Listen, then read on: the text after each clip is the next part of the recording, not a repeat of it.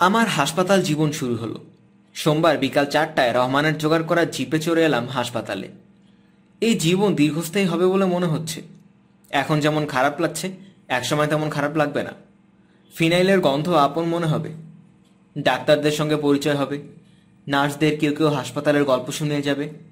যে sweeper bathroom পরিষ্কার করতে আসবে তাকে হয়তো আমি নাম ধরে ডাকবো।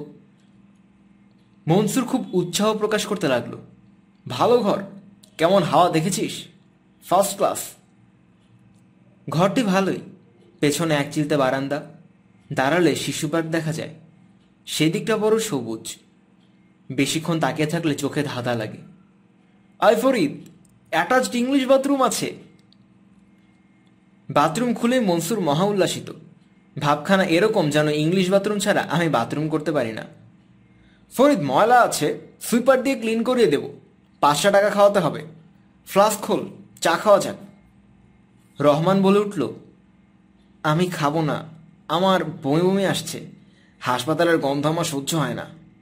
আরে, হাসপাতালে ফুলের গন্ধ থাকবে না কি রে শালা? হাসপাতালে থাকবে ওষুধের গন্ধ, রোগের গন্ধ, যেখানকার যা নিয়ম।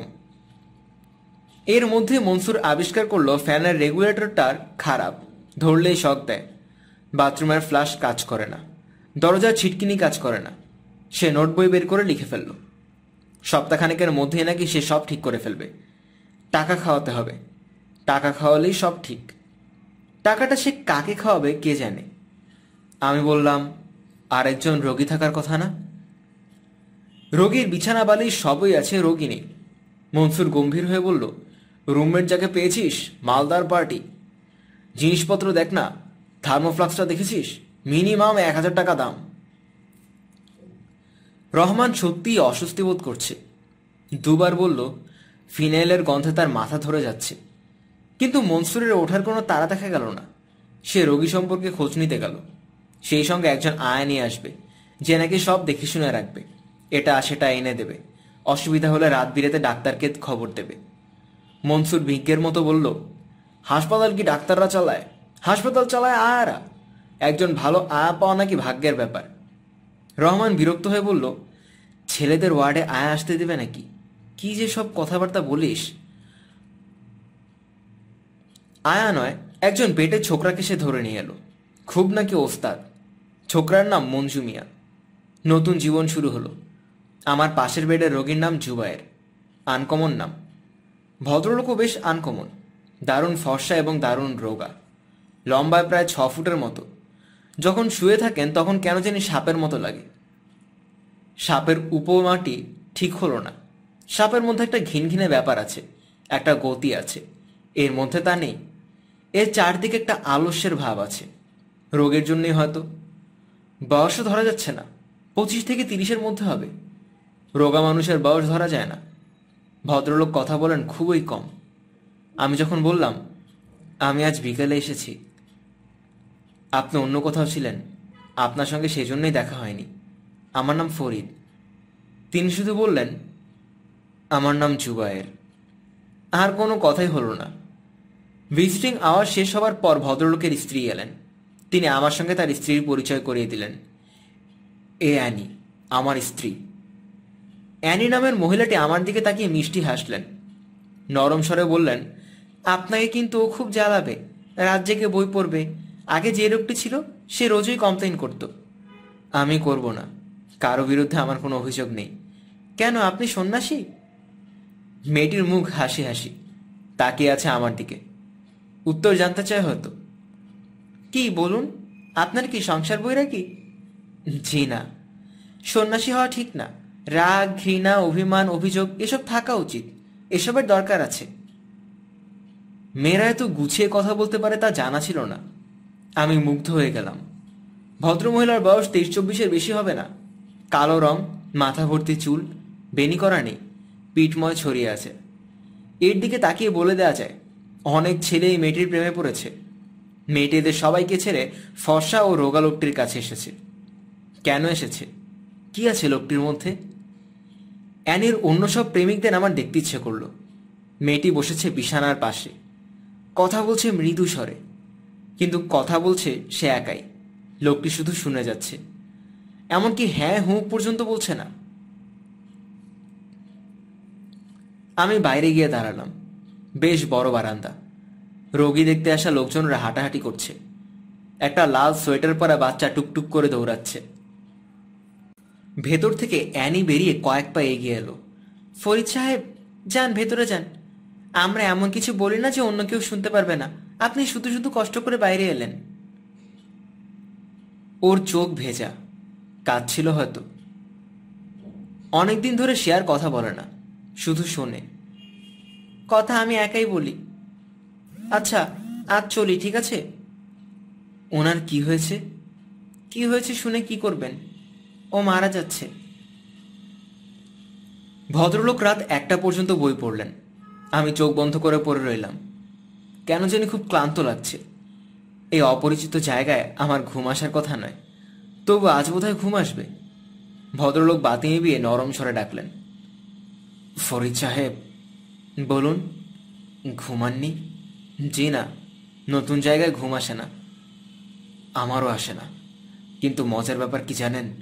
হাসপাতালের প্রথম রাতে আমি মরার মতো ঘুমিয়েছিলাম। ওষুধপত্র ছাড়াই দীর্ঘ ঘুম। তাই নাকি? হ্যাঁ।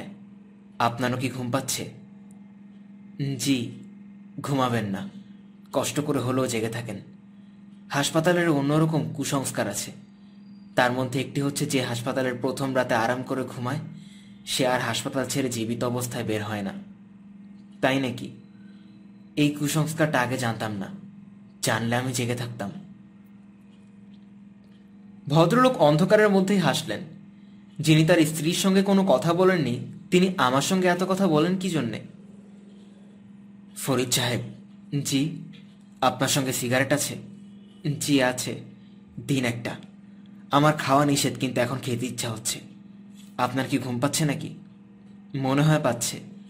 ঘুমাবেন না, উঠে বসুন, ভুল করবেন না। কুসংস্কারটাকে আপনি এত গুরুত্ব দিচ্ছেন কেন? শুনুন ফরিদ সাহেব। বলুন। অ্যানির সঙ্গে আমার কদিন হয় বিয়ে হয়েছে বলুন তো? বলতে পারবো না। অনুমান করুন। 2 বছর? না, 3 মাস। আমি নিজে আমার অসুখের কথাটা জানি, কিন্তু সেটা গোপন করে ওকে বিয়ে করেছিলাম। কিন্তু কিছু কিছু মেয়ে থাকে ফরিদ সাহেব, যাদের জন্য যে কোনো ধরনের অন্যায় করা যায়।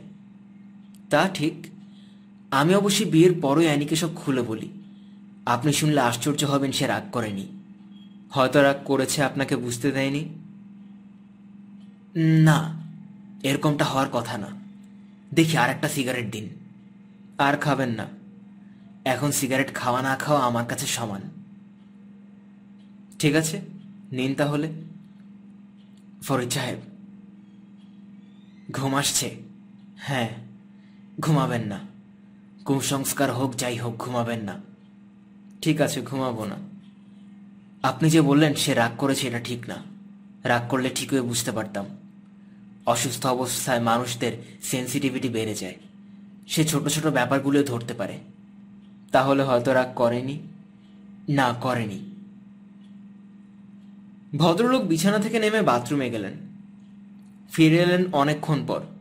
ঘর পুরোপুরি অন্ধকার নয়, বারান্দায় বাতি জ্বলছে। তার আলোয় ঘরের ভেতরটাও আলোকিত। আবছা করে হলেও সবকিছু চোখে পড়ে। আমি বললাম, আপনি জেগে আছেন কেন? আপনি শুয়ে পড়ুন। হ্যাঁ, শুয়ে পড়ব। ঘুম আসছে। তবে একটা কথা শোনেন, জীবনের উপর আমার একটা রাইট আছে। আছে কি না? হ্যাঁ, আছে। যাকে ভালোবাসি তাকে যদি একদিনের জন্য পেতে চাই, তাহলে সেটা কি খুব অন্যায়? না, অন্যায় নয়। আপনি আমাকে সান্ত্বনা দেওয়ার জন্য এটা বলছেন, কিন্তু আপনি মনে মনে এটাকে অন্যায় ভাবছেন। না, ভাবছি না। আমাকে সান্ত্বনা দেবার চেষ্টা করবেন না। আমি কারো সান্ত্বনা চাই না। এসবের আমার দরকার নেই। আমি চুপ করে গেলাম। ভদ্রলোক শুয়ে পড়লেন এবং বোধহয় প্রায় সঙ্গে সঙ্গেই ঘুমিয়ে পড়লেন। আর কোনো সাড়া পাওয়া গেল না। হাসপাতালের নিজস্ব কিছু ব্যাপার আছে। সে কখনো ঘুমায় না। দিন রাত্রি 24 ঘন্টাই জেগে থাকে। এখন রাত বাজে প্রায় 3:30। বারান্দায় কাদের কথা শোনা যাচ্ছে। হাসির শব্দ শোনা যাচ্ছে। রোগীদের সঙ্গে তাদের আত্মীয় স্বজনরা হাঁটাহাঁটি করে।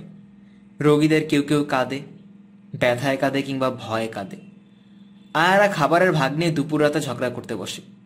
কম বয়সী ইন্টার্নি ডাক্তাররা নিজেদের মধ্যে রসিকতা করতে করতে বারান্দা দিয়ে হাঁটেন। কোনো একটি সময়ে প্রাণ চাঞ্চল্য দেখা যায়। রেসিডেন্ট সার্জন আসেন। নার্সরা ছুটাছুটি করতে থাকে। অপারেশন টেবিলে রোগীকে নিয়ে যাবার জন্য ঘুম ঘুম চোখে স্ট্রেচার হাতে অ্যাটেন্ডেন্টরা। অ্যানস্থেসিয়া যিনি করবেন তাকে খুঁজে পাওয়া যায় না। রেসিডেন্ট সার্জন ধৈর্য হারিয়ে চেঁচাতে থাকেন। ঘুম চটে গিয়েছে। শুয়ে শুয়ে কত রকম শব্দ শুনলাম, সব অচেনা শব্দ। এই বিচিত্র শব্দের সঙ্গে পরিচিত হতে কতদিন লাগবে কে জানে। হাসপাতালের খাবার দাবার খুব খারাপ হয় বলে জানতাম। সকালের নাস্তা আমার ভালোই লাগলো। 1 পিস মাখন লাগানো রুটি, একটা সিদ্ধ ডিম, একটা কলা। পাশের বেডের ভদ্রলোক ঘুমাচ্ছেন। তার নাস্তা ঢাকা পড়ে রইল। তিনি ঘুম থেকে উঠলেন 9টার দিকে এবং তার প্রায় সঙ্গে সঙ্গে প্রকাণ্ড একটি টিফিন ক্যারিয়ার করে তার জন্য খাবার এলো। ফরিদ সাহেব। জি। আপনি কি নাস্তা করে ফেলেছেন? হ্যাঁ। এরপর থেকে করবেন না। অ্যানি সবসময় দুজনের জন্য খাবার পাঠায়। আজ যখন সে আসবে আপনি তাকে বলে দেবেন কি কি জিনিস আপনার পছন্দ। ভদ্রলোকের সঙ্গে সারাদিন আমার আর একটি কথাও হলো না, যেন তিনি আমাকে চেনেন না। একটি বই মুখের সামনে ধরে রইলেন। আমি একবার জিজ্ঞাসা করলাম, কি পড়ছেন? থ্রিলার। কথাটা বলেই এমনভাবে তাকালেন যার অর্থ হচ্ছে আমাকে বিরক্ত করবেন না।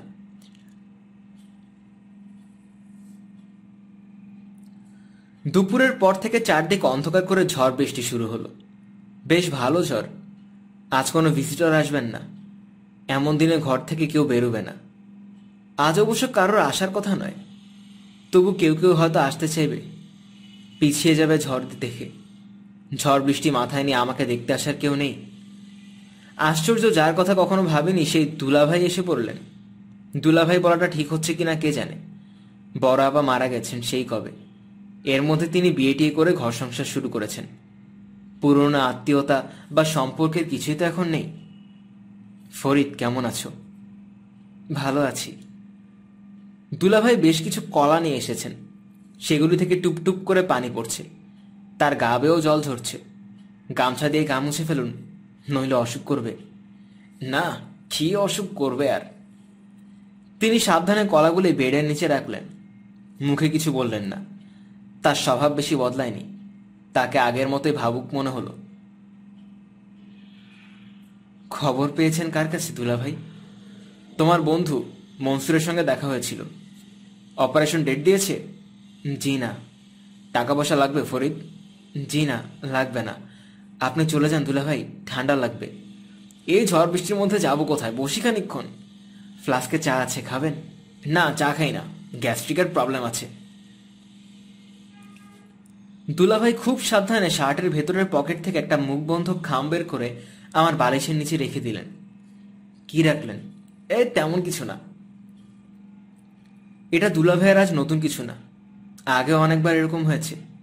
হঠাৎ একেবারে অপ্রত্যাশিতভাবে হয়তো মেসে এসেছেন, চুপচাপ বসে থেকেছেন কিছুক্ষণ, যাবার সময় লজ্জিত ভঙ্গিতে একটা 50 টাকার নোট রেখে দিয়েছেন টেবিলের ওপর। টাকা লাগবে না। টাকা কি জন্যে? চাটা খাও বন্ধু বান্ধবকে নিয়ে, বেশি কিছু তো না, সেই সামর্থ্যও নাই। তিনি এসব কি তার মৃত স্ত্রীর স্মরণে করেন? কি জানি। মানুষের কত রকম বিচিত্র স্বভাব থাকে। সব মানুষই অবশ্যই বিচিত্র। একজনের সঙ্গে অন্যজনের কিছুমাত্র মিল নেই। সেজন্যে কি একজনের মধ্যে অন্যজনের ছায়া দেখলে আমরা এমন চমকে উঠি? অসংখ্য বার বলি, আজ নিউ মার্কেটে একটা ছেলের সঙ্গে দেখা, অবিকল সালামের মতো, ঠিক সেরকম হাঁটার ভঙ্গি। দুলাভাই খোলা জানালা দিয়ে দূরে তাকিয়ে আছেন। কবি সাহিত্যিকরা বোধহয় এভাবে তাকায়। আকাশের দিকে তাকিয়ে থাকতে চোখের দৃষ্টি কোমল হয়ে ওঠে। দুলাভাইয়ের যেমন হয়েছে। আমি বললাম, দুলাভাই, আপনার বাচ্চারা ভালো? হ্যাঁ। এই প্রশ্নটিকে আমি তাকে দ্বিতীয়বার করলাম। আমার মনে হতে লাগলো একটু আগের প্রশ্নটি করা হয়েছে। যখন কিছু বলার থাকে না, তখনই আমরা ঘুরে ফিরে একই প্রশ্ন করি। দুলাভাই, আপনি কিছু মনে না করলে একটা সিগারেট খাই? আরে ছিছি, খাও খাও, এই বয়সে মুরব্বি দেখলে চলে, খাও, কোনো অসুবিধা নেই। সিগারেট ধরাতে আমার সংকোচ হতে লাগলো। কাজটা অন্যায়। মনে হতে লাগলো কাজটা অন্যায়। সাদাসিধা ধরনের যে মানুষটি আমার সামনে বসে আছে তাকে আরো খানিকটা সম্মান আমার করা উচিত। আশ্চর্য, এই দীর্ঘদিনে একবারও কেন তার খোঁজ খবর করিনি? কেন একদিনও তার বাসায় উপস্থিত হয়ে বলিনি, আপনাকে দেখতে এলাম দুলাভাই, ভালো আছেন তো? কেমন করে দুলাভাই তার নতুন সংসার সাজিয়েছেন?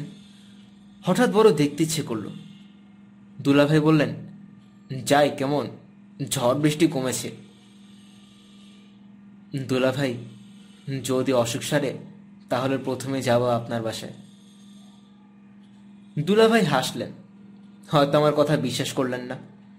বিশ্বাস না করারই কথা। কেউ কথা রাখে না, আমিও নিশ্চয় রাখবো না। তবু তাতে মন খারাপ হবে না? আবারও কোনোদিন আমাকে দেখতে আসবেন, সংকুচিতভাবে একটা ময়লা 50 টাকার নোট আমার বালিশের নিচে রেখে দেবেন। দুলাভাই চলে যাবার পর দীর্ঘ সময় আমার মন খারাপ থাকলো। কেন বলতে পারি না। অত্যন্ত সাধারণ কিছু মানুষ আছে যারা অন্যদের উপর অসাধারণ প্রভাব ফেলে, খুবই ক্ষণস্থায়ী প্রভাব। তবু তার ক্ষমতা অস্বীকার করার কোনো উপায় নেই। মনসুর এসে উপস্থিত হলো সন্ধ্যাবেলা। ভিজিটিং আওয়ার শেষ হবার মিনিট 5 বাকি। আমি বিরক্ত হয়ে বললাম, ঝড় বৃষ্টির মধ্যে আসবার দরকারটা কি ছিল রে? আসতাম না। আর রিনা বলল ঠান্ডার মধ্যে চাটা খেতে ইচ্ছে হবে, ফ্লাস্কটা দিয়ে এসো। চা দিয়েছে ফ্লাস্কে করে। ফ্লাস্ক তো আমার আছে একটা, রহমান দিয়ে গেল না। এই সেরেছে, আমি আবার একটা কিনলাম। মনসুর চা ঢাললো, পাশের ভদ্রলোককে চা সাধল। তিনি শীতল কণ্ঠে বললেন, চা খাবো না। দোকানের চা না, ঘরের চা খান, এক কাপ, ঠান্ডার মধ্যে ভালো লাগবে, তেজপাতা দেয়া আছে। থ্যাংক ইউ, আমি চা খাবো না। আপনার অসুখটা কি? অসুখ নিয়ে আমি কারোর সঙ্গে ডিসকাস করি না, কিছু মনে করবেন না। না না, ঠিক আছে ঠিক আছে। মনসুর থাকলো সন্ধ্যা 7টা পর্যন্ত। সে কথা না বলে 1 সেকেন্ডও থাকতে পারে না। 7টা পর্যন্ত সে ক্রমাগত কথা বলে আমার মাথা ধরিয়ে দিল। আমি বললাম, এখন বাড়ি যা মনসুর। এত সকাল সকাল বাড়ি গিয়ে কি করব? বউয়ের সঙ্গে গল্প করবি? দেখি যাবো, আরেকটু বসি, এমন করছিস কেন? ভিজিটিং আমার শেষ হয়ে গিয়েছে। মনসুর তবু বসে রইল। সম্ভবত তার যেতে ইচ্ছে করছে না। তার স্বভাবই এরকম, কোথাও গেলে কিছুতেই উঠতে চাইবে না। বিয়ের পরও সে স্বভাবের তেমন পরিবর্তন হয়নি। ফরিদ, উঠি, কাল রিনাকে নিয়ে আসবো। আসতে হবে না। হবে না কেন? আজই আসতে চেয়েছিল, বৃষ্টির জন্য আনিনি। আমি মনসুরকে সিঁড়ি পর্যন্ত এগিয়ে দিতে গেলাম। এই অল্প সময়ের মধ্যেই সে তার শ্বশুরবাড়ির প্রসঙ্গ নিয়ে এলো। তার এক মামা শ্বশুর নাকি তাকে কথায় কথায় জিজ্ঞেস করেছেন তার ফিজ আছে কিনা। এই কথা কটি সে বলল নিচু গলায়, এমনকি রহস্যময় কথা যে ফিসফিস করে বলতে হবে। মনসুর বলল, এটা কেন জিজ্ঞেস করলো বুঝতে পারছিস? না, একটা ফ্রিজ কিনে দেবে আর কি। বলিস কি? আরে ওদের কি আর অভাব আছে? সুখী মানুষের মতো হাসি মুখে নিচে নামতে লাগলো মনসুর। তার মনে কি কোনো দুঃখ নেই? সে কি সত্যি সত্যি একজন পরিতৃপ্ত সুখী মানুষ? আমি মনসুরকে সিঁড়ি পর্যন্ত এগিয়ে দিয়ে ঘরে এসে দেখি একজন বুড়ো ভদ্রলোক এসেছেন আমাদের ঘরে। আমার রুমমেটের বাবা। অবিকল একরকম চেহারা। বাবা ও ছেলের মধ্যে এমন মিল সচরাচর দেখা যায় না। তারা কথা বলছেন নিচু স্বরে। আমি বুড়ো ভদ্রলোককে সালাম টালাম কিছু দিতাম, কিন্তু তিনি একবারও ভালো করে তাকালেন না আমার দিকে। আমি বারান্দায় একটা চেয়ার টেনে বসে রইলাম। একজন প্রফেসর সাহেব সম্ভবত রাউন্ড দিতে বের হয়েছেন। তার সঙ্গে 3 জন ছাত্র, একজন নার্স। প্রফেসর সাহেবকে খুব মেজাজি মনে হলো। যাকে দেখছেন তাকেই ধমকাচ্ছেন। আমার সামনে এসে থমকে দাঁড়ালেন। আপনি কি রোগী? জি। বাইরে বসে আছেন কেন? এমনি বসে আছি। যান, ঘরে যান। ঘরে গিয়ে ঢুকলাম। প্রফেসর সাহেব বুড়ো ভদ্রলোকের দিকে আগুন চোখে তাকালেন, কিন্তু কিছু বললেন না। বুড়ো ভদ্রলোক নিঃশব্দে বেরিয়ে গেলেন। আমাকে বললেন, আপনার ওপেনিং এর ডেট দিয়েছে? আরে, অপারেশনের ডেট হয়েছে কিনা? জি না। Preliminary test? এখনো কিছু হয়নি। সে কি? আমি মাত্র গতকাল এসেছি। তাতে কি, 24 ঘন্টা তো পার হলো। এই যে ইয়াং ডক্টরস, তোমরা করছো কি? ইন্টার্নি ডাক্তাররা নার্ভাস ভঙ্গিতে মুখ চাওয়াচাই করতে লাগলো। ডাক্তার সাহেব এগিয়ে এলেন আমার রুমমেটের দিকে। জুবাই সাহেব আছেন কেমন? ভালো। কি পড়ছেন? থ্রিলার। ইন্টারেস্টিং নাকি?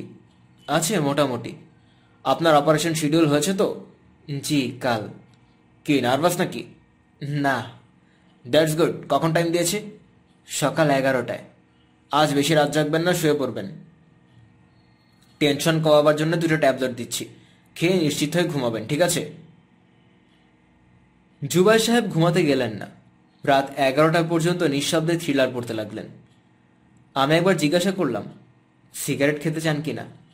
নতুন 1 প্যাকেট দামি সিগারেট দিয়ে গেছে রহমান। দিনে 4টার বেশি খাবো না এই চুক্তিতে। জুবাই সাহেব সিগারেটের আমন্ত্রণে সাড়া দিলেন না। আমি চাদর টেনে ঘুমোতে গেলাম। তখন তিনি ডাকলেন, ফরিদ সাহেব। বলুন। লক্ষ্য করেছেন অ্যানি আজ আসেনি? জি, লক্ষ্য করেছি। আপনার কথাও ঠিক হতে পারে। কিসের কথা বলছেন? ওই যে বলছিলেন অ্যানি রাগ করেছে কিন্তু জানতে দেয়নি। কাল আমার অপারেশন, আজ তার আসা উচিত ছিল। ঝড় বৃষ্টি হচ্ছিল, আসতে পারেনি। ঝড় বৃষ্টির মধ্যে তো অনেকেই এসেছে। তাছাড়া সে আসবে গাড়িতে। ঝড় বৃষ্টিতে তার কি অসুবিধা? হয়তো মন খারাপ বলে আসেননি, কিংবা হয়তো শরীর খারাপ। দিন একটা সিগারেট। মন খারাপের কথা যেটা বললেন সেটাই বোধহয় ঠিক।